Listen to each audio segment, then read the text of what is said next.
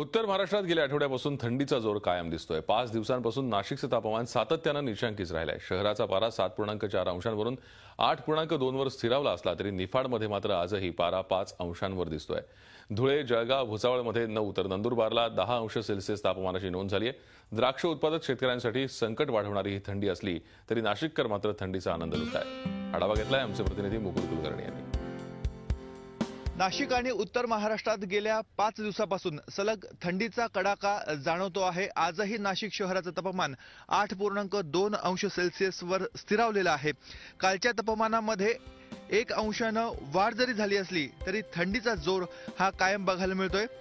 निफाडचं तापमान आजही 5 अंश सेल्सिअसवरच आहे। 5.6 अंश सेल्सिअस निफाडचं तापमान आहे।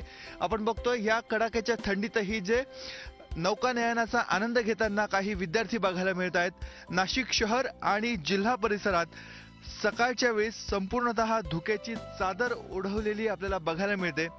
यामध्ये द्राक्ष पिकांना नुकसान बसण्याची शक्यता असल्यानं शेतकरी हा द्राक्ष पिकांचं संरक्षण कसं करावं याच्या मागे लागलेला आहे।